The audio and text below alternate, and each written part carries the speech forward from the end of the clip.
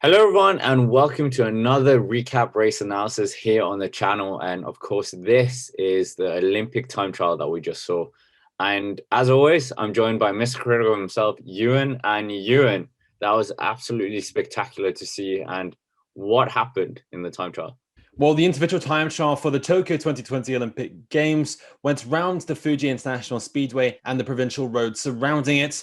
We went off in three waves based on world ranking and nationality, starting off with the refugee athlete Ahmad Wais and finishing with Filippo Ganna, the world champion in the end. For the first wave of this race, we were looking at Ugo Ul as the early benchmark for this, setting a pretty solid time, beating some time trial engines before Remco Evenepoel of the second wave alongside Rigoberto Urán subsequently broke this time to become the early benchmark. Coming into the final wave, we had all of our big favorites, including Dumoulin, Asgreen, Roglic, Thomas, Dennis, Cavagna, Kung, Van Aert, and Ganna. And the first man we saw really light things up was Tom Dumoulin, who was breaking all the time records going round the course. And the Dutchman provisionally went into the lead in the finish. However, his Slovenian teammate who pulled out the Tour de France, Primož Roglič from Slovenia, really dug in deep and provided a very, very special time, smashing Dumoulin's time at the finish by over 1 minute. In fact, he carried on riding after the line. He thought the finishing line was 100 or so meters further down the road. And Primož Roglič rode brilliantly on the day to take the best time and eventually winning gold. Nevertheless, there was still a battle for the medals to take place.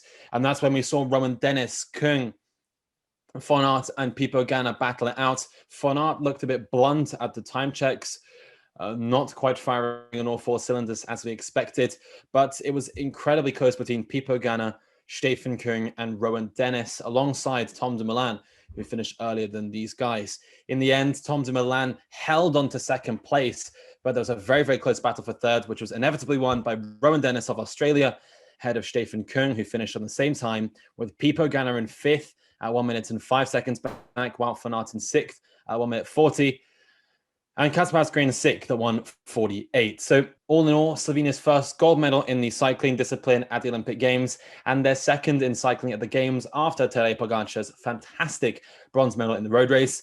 And Roglic, well, he's got something out of 2021. He can say that now. Yeah, it's not often that you see more than a minute of a time gap between number one and the rest of the field, as we've seen here with Primož Roglič. And absolutely a phenomenal story with his very tragic Tour de France. And yeah, Ewan, was this a surprise for you? It was a surprise because we saw him banged up at the Tour de France. When we went into Le Creusot for that stage, he did not look good. He lost minutes on that stage. And then subsequently, he abandoned the race when we got to the Alps proper. However, he got a seventh place at the time trial into Laval when he was still very injured and uncomfortable on the bike. So he definitely had some form on the time trial, but these longer stages over 100 or so kilometers, they seem to take their toll on him. But I'm glad to see Roglic back and Slovenia really showing that they are one of the best cycling nations in the world, and 2 medals at an Olympic Games. For such a small country with only a couple million people, it's incredibly impressive for them. And hopefully we can see Roglic carry this momentum into his later goals this year. So yeah, also one of the other heroic stories, if you will, is that Tom Dumoulin defends his silver from 2016 in Rio. And of course, he had just recently won the national championships in the Netherlands in the time trial discipline.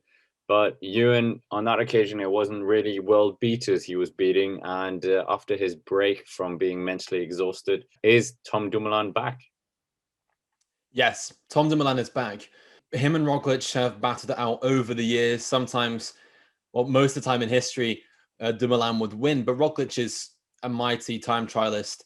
In the past 3 or 4 years, he's been up there at the very, very top level.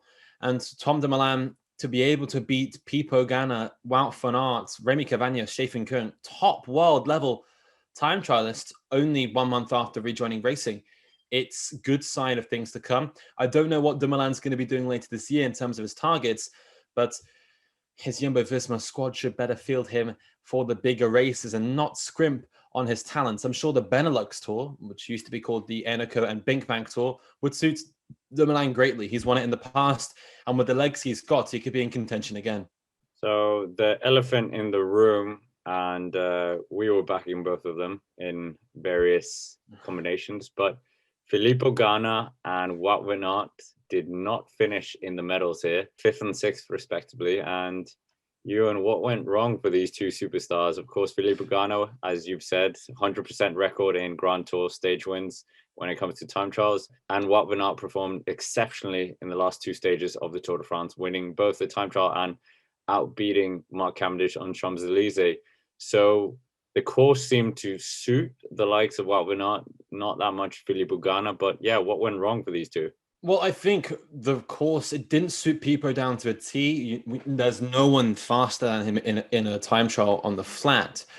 And this one had hills, it had the undulations that would have suited Van Aert, especially Dumoulin and Roglic. They've won Grand Tours in the past.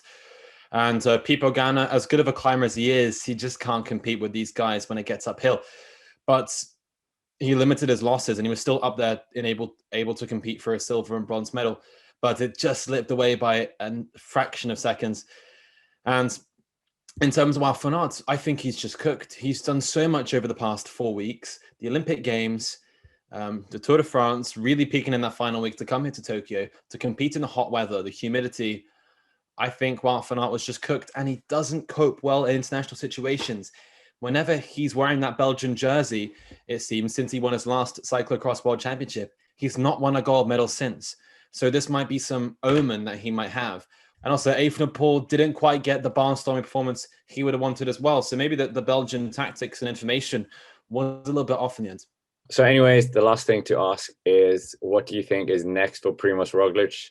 He is, of course, the two-time defending Vuelta España champion. And do you think he will go there and defend it once again? Well, of course, if he gets a third title, it will put him in the Hall of Fame alongside Roberto Heras and also Tommy Wominer, who both took 3 Vuelta España victories. And if he gets it this time, then I think it will go down in history. And Roglic, the Vuelta seems to suit him. However, you do have the pressures of Egan Bernal, maybe Tom Pidcock and all these other guys breathing down his neck to try to get what they can out of this year's season before the World Championships and the seasons wind down. But Roglic, I think he goes into the Vuelta as one of the big favorites with his Jumbo-Visma squad. Whatever the goals may be, it surely is positive for this Slovenian who is back in the game and back in the big money. So anyways, that's basically it for this video. Congratulations to Primož Roglič and Slovenia, gold medal at the Olympics. What an achievement that is. And make sure to comment down below what you think of this time trial, how it was. And of course, thank you for watching and have a nice day.